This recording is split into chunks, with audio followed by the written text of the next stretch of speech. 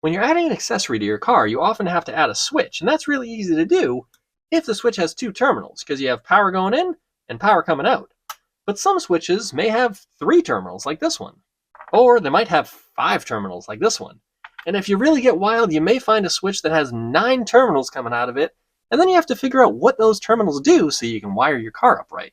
So today, we're going to use the digital multimeter to figure out what all these wires and terminals do so that I can show you how to do it in your own car. Now, we can't jump into a 9-wire switch without understanding the 2-wire switch.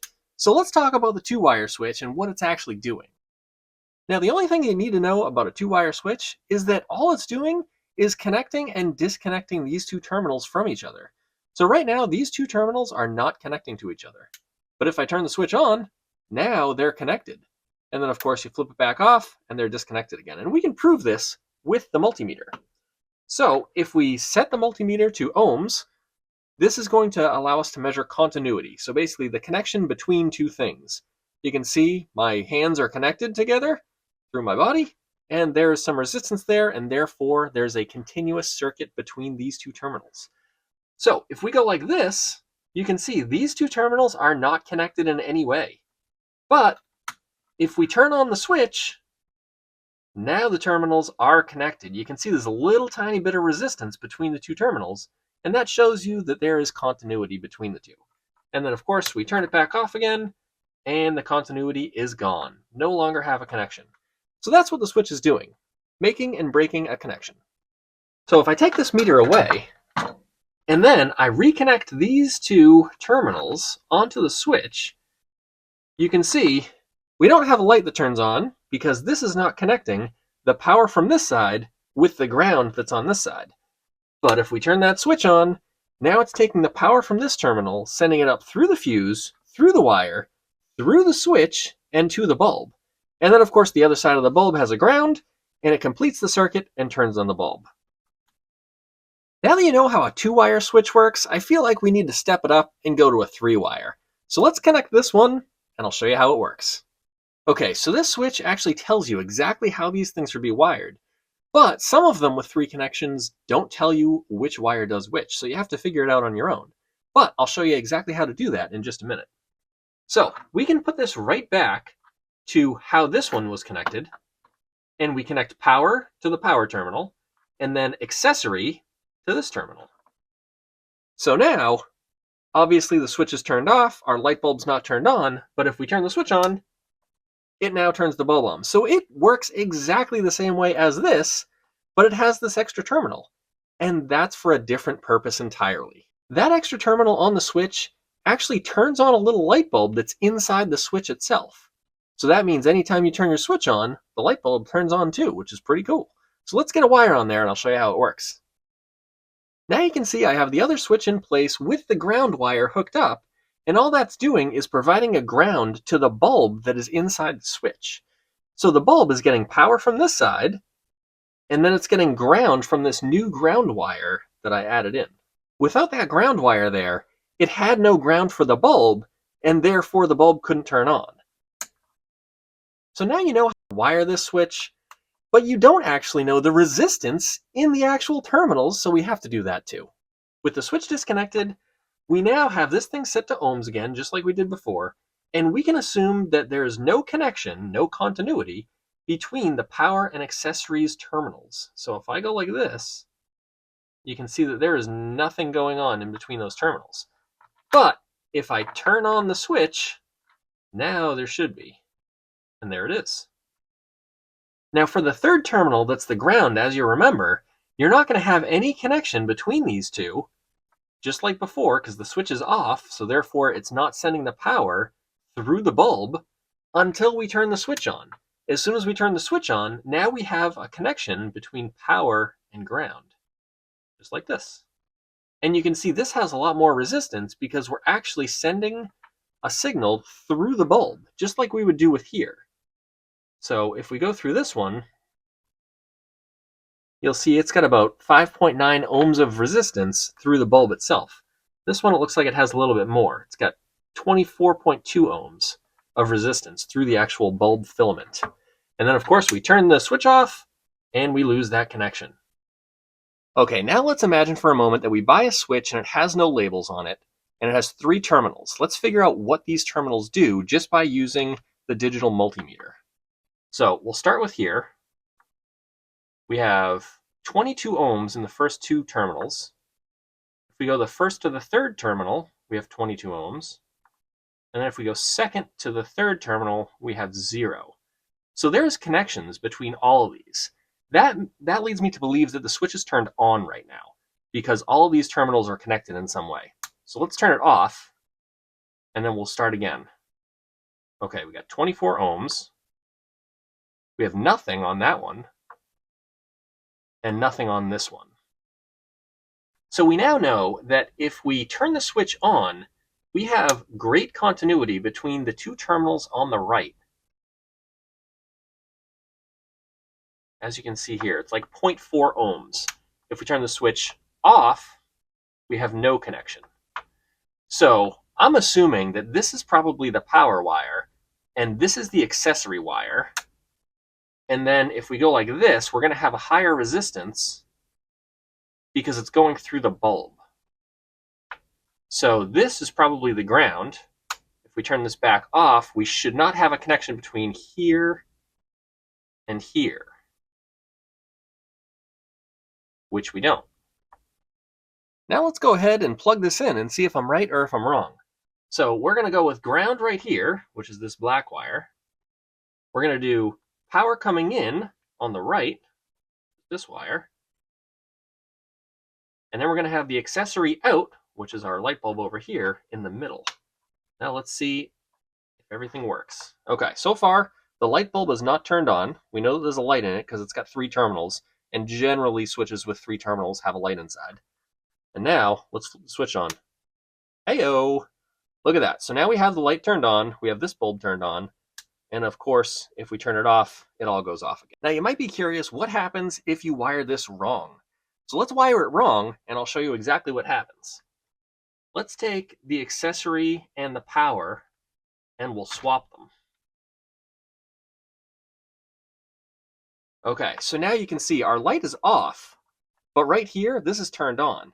And that's because we're giving power to the switch, and we're giving ground to the switch when it's in the off position, and that's obviously not correct. And now we turn it on, and the switch is still on, because it's always getting that power and ground from the fuse and the ground side. So it doesn't matter what the position is, you always have a light turned on your switch. Okay, now let's put the power on the ground spot. So over here we have the ground on the left. We're going to put the power there. Let's put the ground in the middle and see what happens. So now we got power at the switch, and of course nothing going to the bulb. And that's because we have power going in where the ground is supposed to go, and we have the ground hooked up to the accessory. So we have no power going in to actually power up the bulb for us. Now I can't leave you hanging without giving you the most destructive option of all, which is just shorting out the wires, which is basically putting the power on the power and the ground on the accessory. And when we do that and we turn on this switch, we're basically creating a short circuit, which is when you send power right to ground, and that either lights things on fire, or if you're fused properly, it will just pop the fuse. So let's do that. And as you can see and hear, we popped that fuse. So now if we hook it up properly again, by doing the ground in the ground spot, the power in the power, and the accessory in the middle, you can see we have no power. And if we turn this to our DC setting, and we put a terminal here and a terminal here, you can see we have 13 volts at the beginning of the circuit.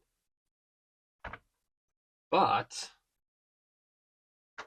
on each side of the fuse, you can see they have 13 volts on this side of the fuse, 0 on this side of the fuse. Let's take a closer look. So right here, you can actually see the burn mark in it. And if we go to our ohm setting on our digital multimeter, and we actually measure the resistance through it, you'll see it is an open loop. So there's no connection there. And that's because the fuse has blown. Great news though, I have a lot of fuses. So we're going to pop this one back in. You can see our lights are working again. Switch is good. Okay, I feel like we've mastered the 3-wire switch and the 2-wire switch. Should we go on to the 5-wire switch? I think we probably should. Let's jump into it. Now, this right here is a pretty cool switch for a variety of reasons. First of all, it's a push-button switch, so you pop it in and out just like that. And it has a light right here around the actual button. So when you turn the switch on, it turns on the light, which is actually pretty neat. And then you'll see it has 5 wires on the bottom, which I'll demonstrate to you in a minute, but it basically is a ground wire and a power wire for the light bulb. And then you have a common, which we'll talk about what that means in just a second. And then you have a normally open and a normally closed wire as well. So you can have different functionality whether you want the bulb pushed or not pushed. Let's wire it up and I'll show you. I now have this switch mounted to the table with a little 3D printed mount, and now I can show you how it's wired and some of the cool features it has. Now, one of the cool things about this switch is that it does have a light in it like some of these other ones. So let's hook up that light first and I'll show you how it works. It's actually very easy. You just hook up ground, which is the black wire. That's the ground side of the bulb inside the switch. And then we have power, which is the red. And you can see the switch is now lit. Now, it doesn't matter if it's on or off. It is lit all the time. So that means you would want to hook up the red wire to the accessories on your dashboard. So when your radio turns on, you want this power wire to have power. Or maybe you want it to turn on with your headlights. So you turn your headlights on and you'll take power from the headlight circuit and drop it on this red wire, and that way your switches will be turned on at night. The other option with this switch is to hook up the power feed for the LED that's inside it to the power feed that is going to be controlling the accessory. Let me show you what that means. In the interest of keeping things simple, I'm going to disconnect both of these wires for now and set them aside, and we'll get back to them in just a second.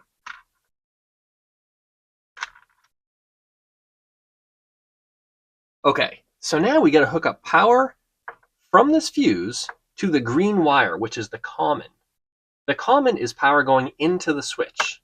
And then we need power coming out of the switch to turn on our light bulb.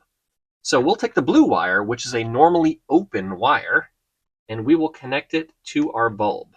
So we have power coming in through the fuse into the common wire, which is the green wire of our switch, and then out of the blue wire, which is going to turn on our bulb when we push the button.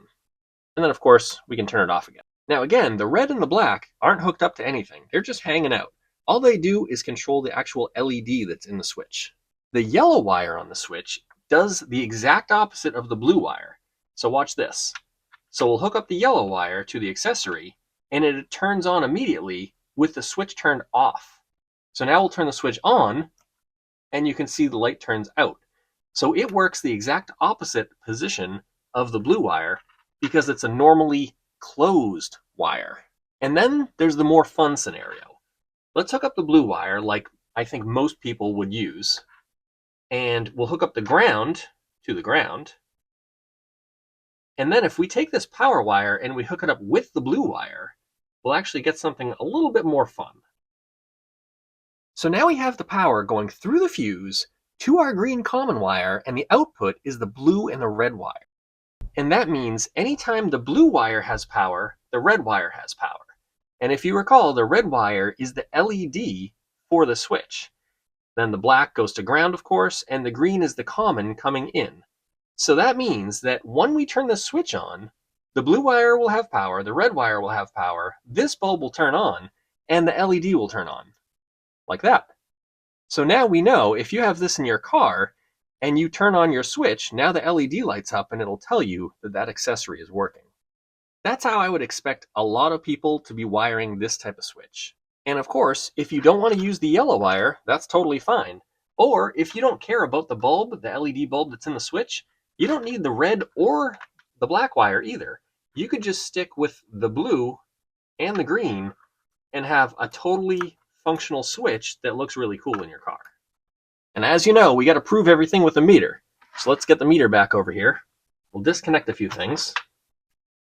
And we'll show you what that normally open and normally closed circuit looks like. So we'll set aside the red and the black, because we're already familiar with those. And let's talk about the open and closed circuits. So we have green being the common, blue being the normally open. And if we turn that on, now it's connecting the blue and the green together. We turn it off, it obviously is disconnected. Now, if we go from the common to the yellow, it works the exactly opposite way as we said before. So you can see there's continuity between the two with the switch turned off. And when you turn the switch on, it disconnects the continuity.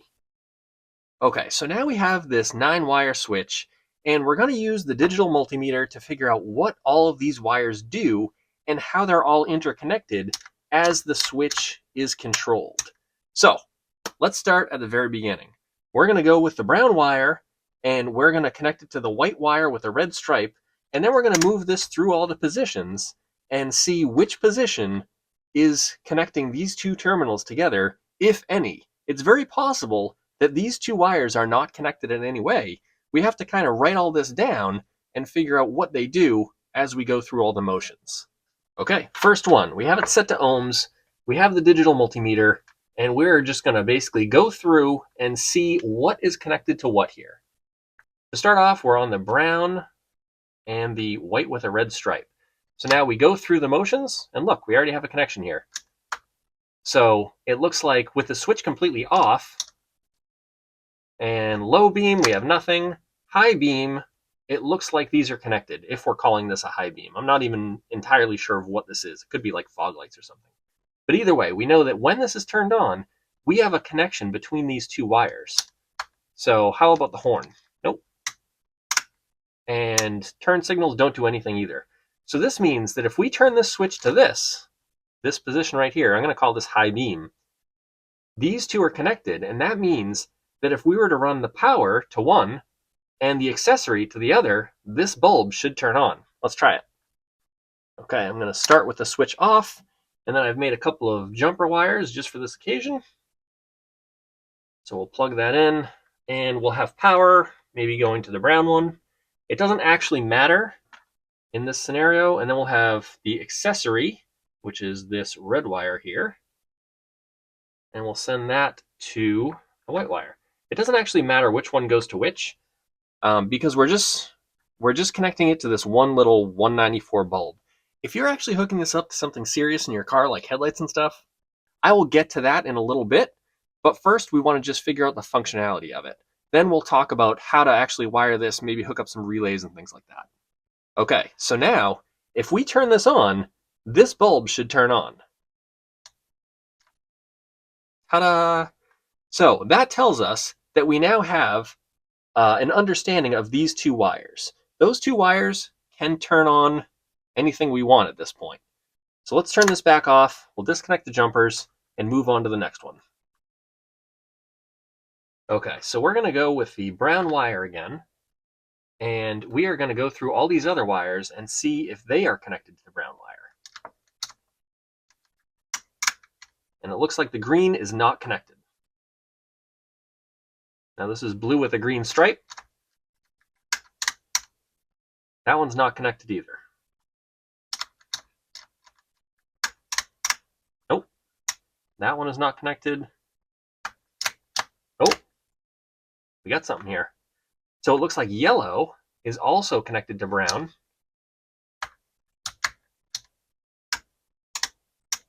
So yellow is also connected to brown, just like the white with a red stripe is. So we could have connected this bulb to the yellow wire and the brown wire, and it would have lit up the bulb as well. But let's keep going. Now we're on the, looks like green with a blue stripe. Nothing. Now we're on blue. Oh, we got something. Huh, just for a moment it lit up. I'm going to say that's no connection. And then lastly we have white with a green stripe. Okay, so now we know that yellow and white with a red stripe are connected to brown. And it looks like brown is actually brown with a blue stripe. So let's write those down on a piece of paper and set that aside for the future. And now we go to the next one. So let's put our probe into the white with a red stripe. And we already know it's connected to brown, so we don't have to do that. And we're going to just go through the list again. So is it connected to the green wire with a black stripe? It is not.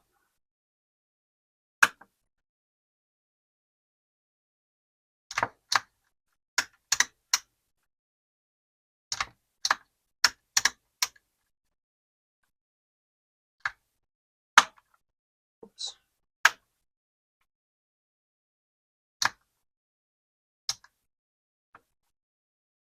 All right, we found another winner here. We have white with a red stripe attached to yellow, which we kind of already knew because the brown, the white, and the yellow were connected before. So it looks like in this position, which I would call probably the low beams, this yellow is connected to the white with a red stripe, and it's also connected with the high beam on. Okay, so we'll want to write that one down.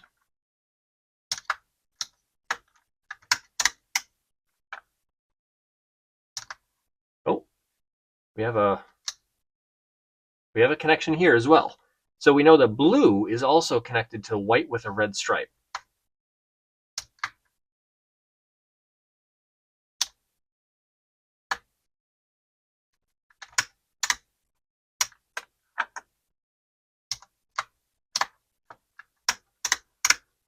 Okay, so now we know that yellow and blue are both connected to white with a red stripe. So we'll write that down, set it aside. Oh hey, Jeremy from the future here. I just wanted to jump in real quick as we go through these wires and just kind of give a little further explanation. So basically, this multifunction switch is really just a whole bunch of little 2-wire switches all in one. So each time you flick one of these switches, you're really just turning on a 2-wire switch or turning off the 2-wire switch. Each one of these is just a simple 2-wire switch, and we're trying to find the 2 wires that go to each part of the switch. The only difference is it's a whole bunch of switches packed into one with all the wires coming out of it. We just got to figure out what those 2 wires are for each part of the switch. All right, back to the program. And then, of course, we'll move on to the next one.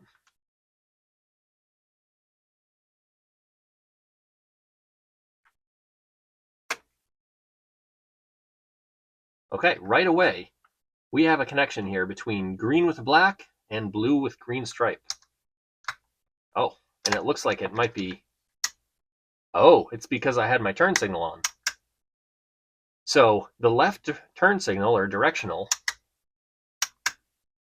the left directional is the blue with the green stripe and the green with the black stripe. Okay, so we'll want to make sure that we know that. The left directional is connecting those two. Oh, and here's the right directional. So white and green with a black stripe is the right directional.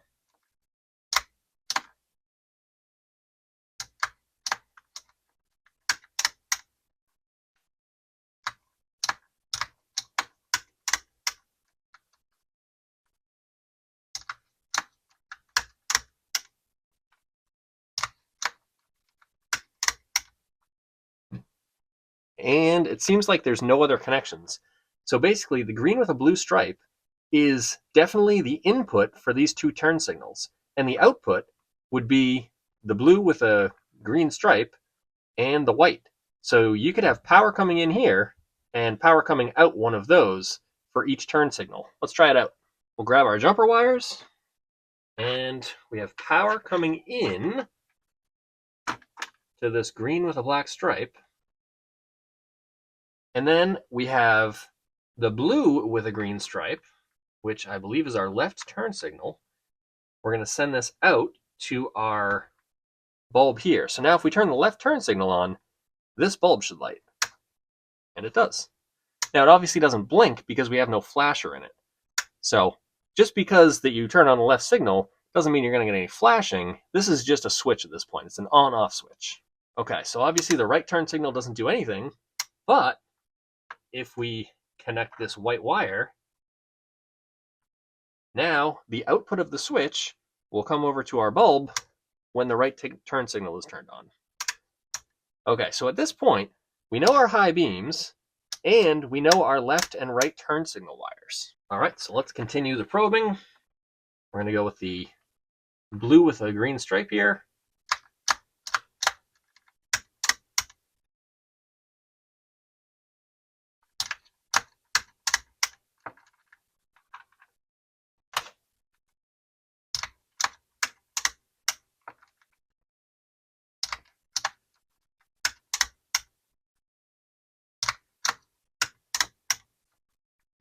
Okay, so the blue is not connected to, or the blue with the green stripe is not connected to anything else besides the green with a black stripe. Now, if I'm a betting man, which I am, I would bet that this white wire is only going to be connected to this green with a black stripe as well, because it's only going to be that turn signal. Well, let's find out.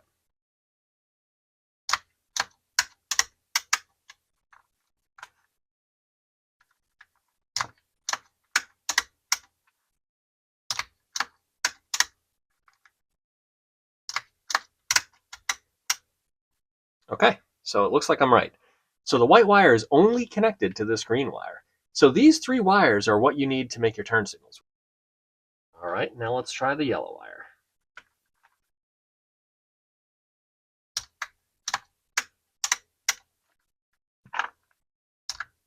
Oh, we have something. Okay, so yellow is now connected to blue with the low beams on. And it looks like the left turn signal. Oh no, I already have that on, sorry.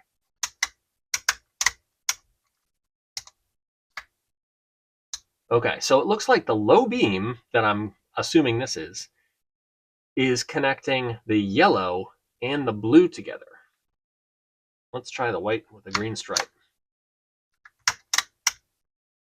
And that's it. So we know that yellow is connected to blue when the low beam is on. Moving on to the green wire.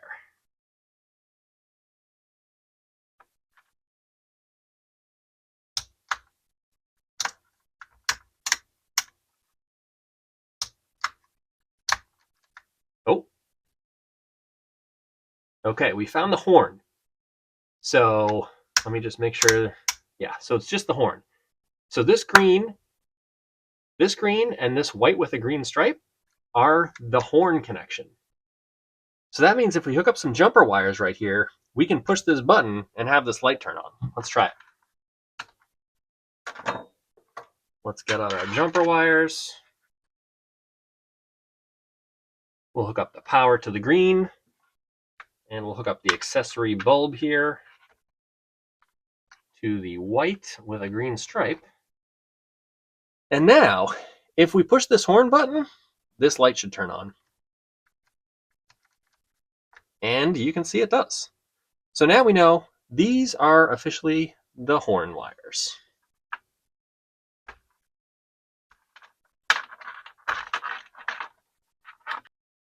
All right, we're approaching the last set of wires.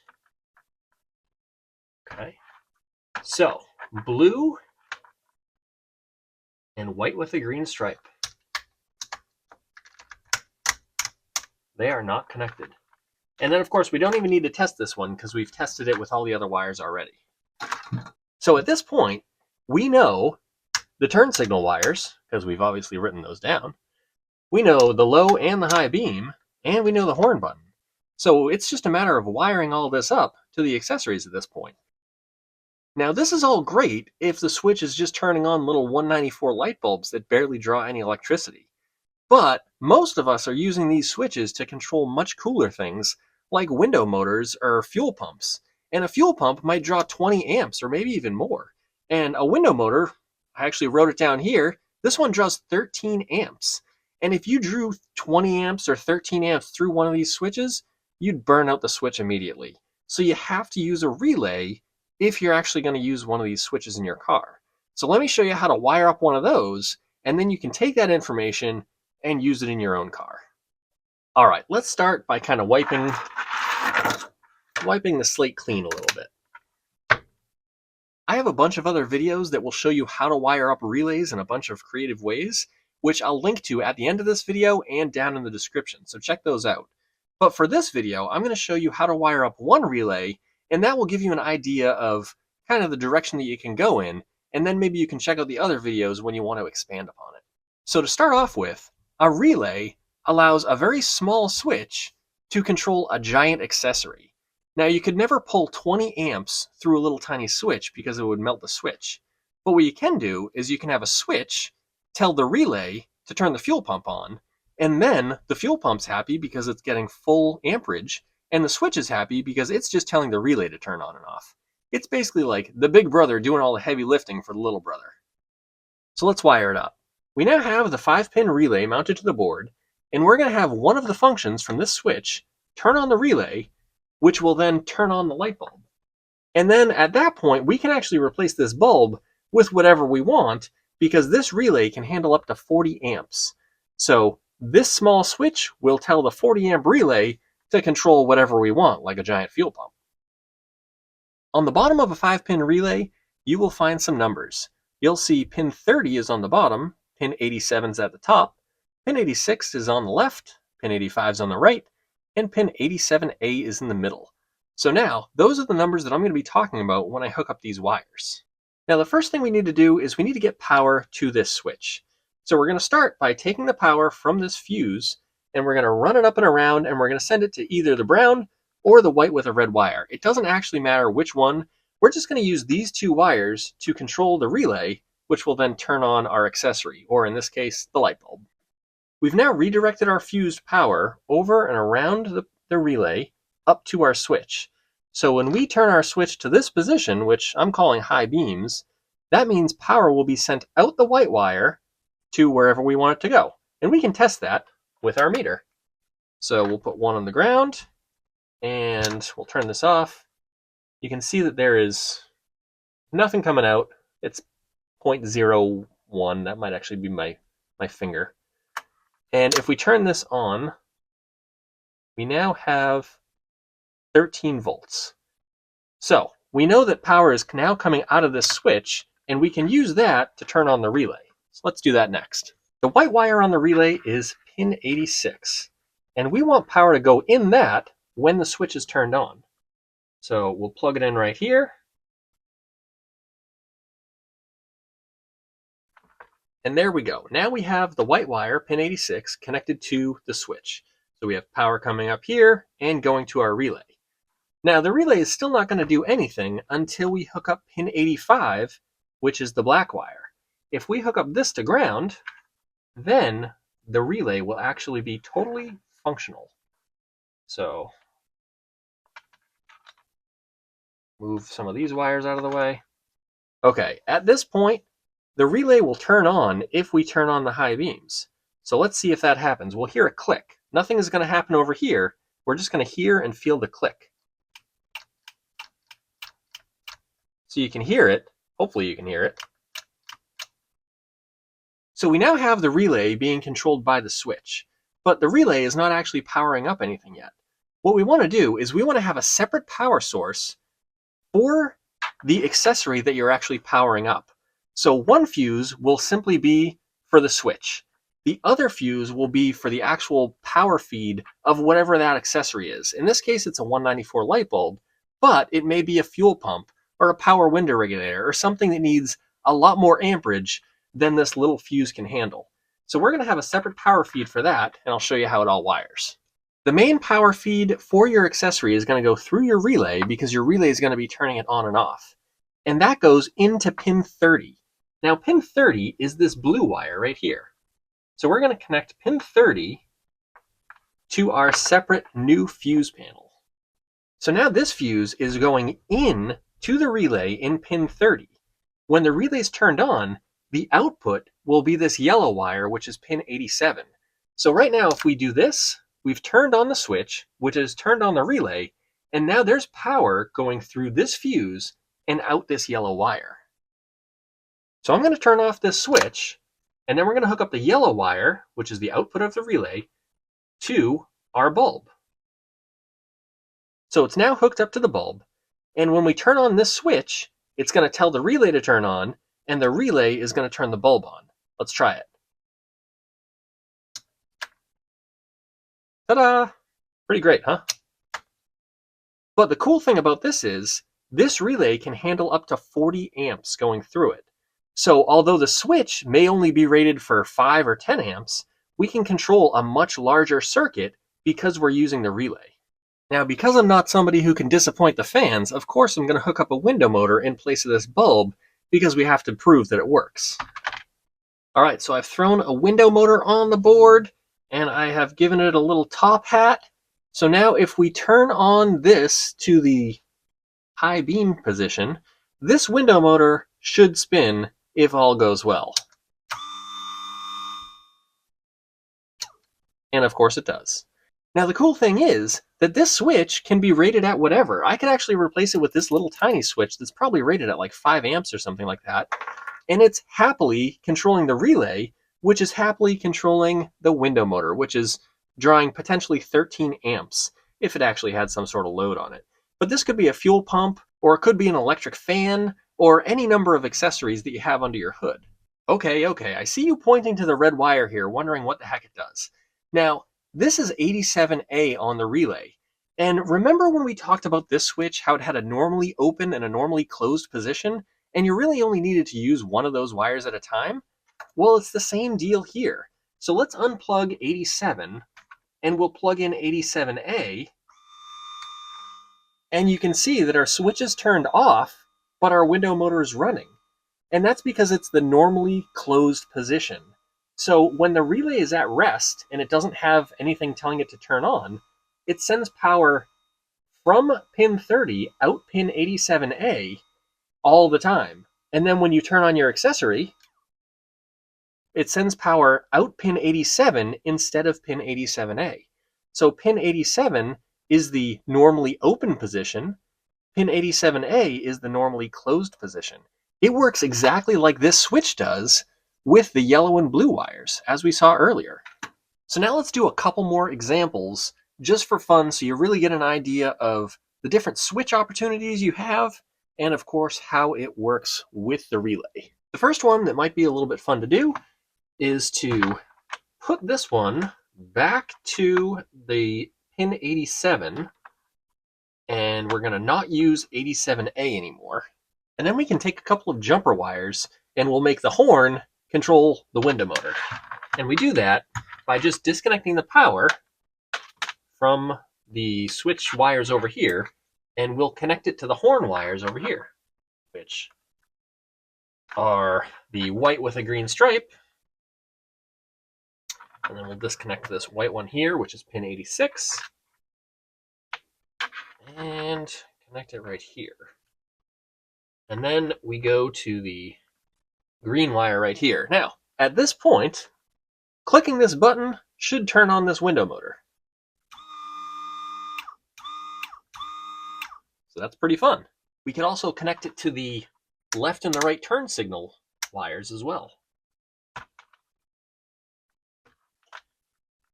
We'll connect this power to the green wire here, which I'll have to grab a little more out of it. And then we'll take this blue wire with the green stripe and hook it up to the white wire. All right, now it's a little sloppy looking, but when we turn on the directional, it should spin this motor. And of course, if we flip it the other way, it does nothing because this white wire is not hooked up. But we can obviously hook up that white wire.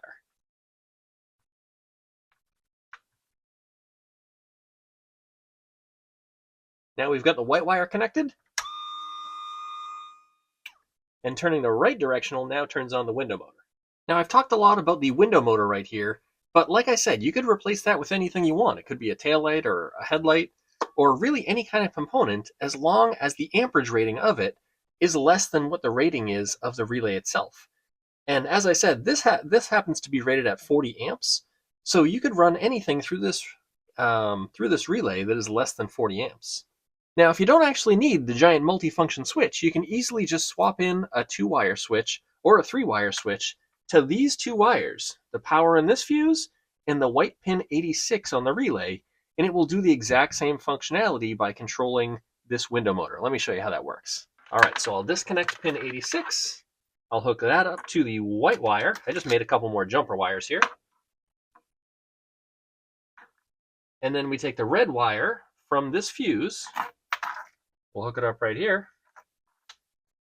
And now, if I flick this switch, it's going to turn on the relay, and the relay is going to turn on the motor.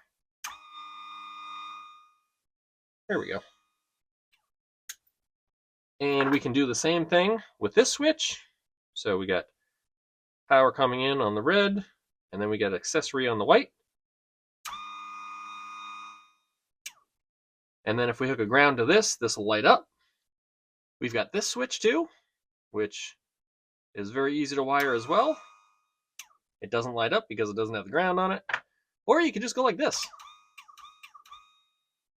But that's kind of inconvenient if you're trying to drive your car and do this at the same time. If you like this sort of content, go ahead and subscribe. Definitely watch this video up here that is all about this multifunction switch and how I hooked it up to a bunch of relays. And then I have a video over here that I'm sure you're going to like as well. And of course, leave me some comments below. Let me know what you're working on and anything else that you might want to see in a video.